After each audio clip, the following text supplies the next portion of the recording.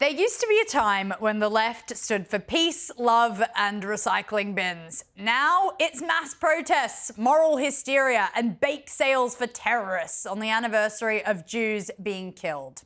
Can you imagine if there were rallies celebrating 9/11? You think I'm exaggerating? The Prime Minister suggests it's un-British to be at this protest on October the 7th. Do you agree with him? I don't agree with him because it's not un-British to exercise our right to protest, our freedom of expression. Is this disrespectful, though, to people mourning the loss of life on October the 7th 2 years ago? Do you condemn what Hamas did on October the 7th? I don't care for that question. Then there's this charming young academic telling Jewish students to go back to America or Poland. I think freedom will be achieved when the Israelis go back to where they were born, which is probably America, Poland. So you mean leaving the state of Israel? Is that what you mean? You don't believe in the state of Israel? No.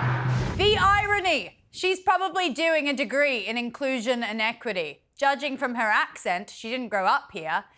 Maybe she would like to have her visa revoked and be sent back to wherever she came from. It's astonishing. We've gone from safe spaces to hate speech in about 3 semesters. This woman in London decided that ribbons for kidnapped Israelis held as hostages and those that were murdered was offensive. So she decided the right thing to do was to cut them down. You're disgusting. I think condoning a genocide is...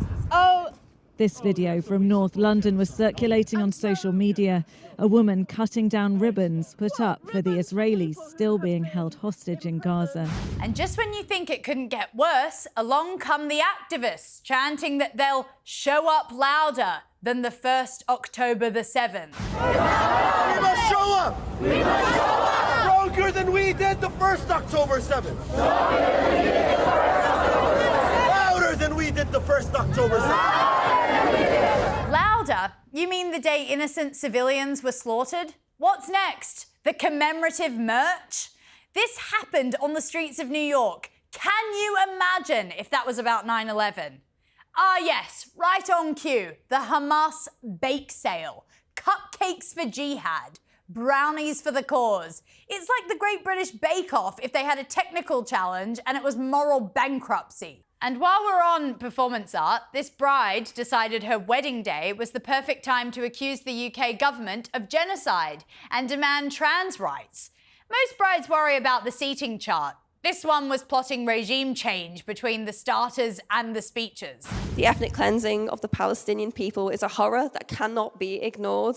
We cannot succumb to hatred. We have to email our MPs, we have to speak up, or we will be lost, all of us. So yeah, in short, I love Matthew, free Palestine, and trans rights are human rights. Then there's the Freedom Flotilla, where one activist claimed the IDF stole her EpiPen. Torture, she called it.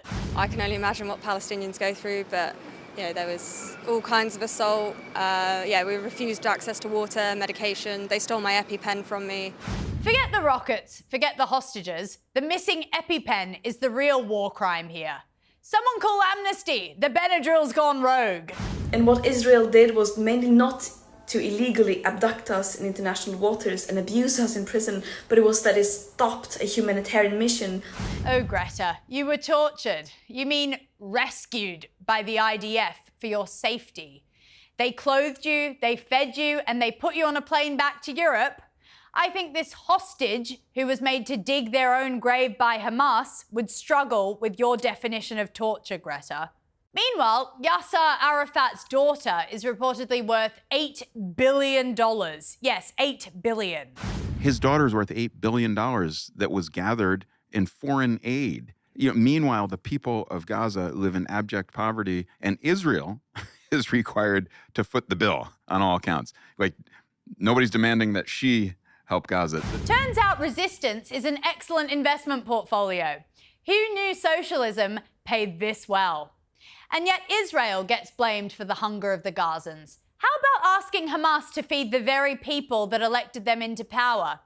Only in this conflict does the aggressor expect room service from the victim.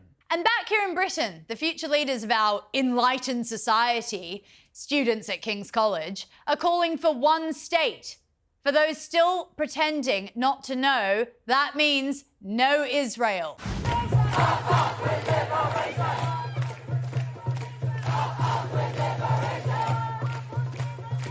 They're calling for the eradication of a country that they couldn't point to with Google Maps open. Have you guys chanted from the river to the sea? Yes. Okay, which river, which sea? The Sea of... This unrequited love for Gaza is a true cancer to the West.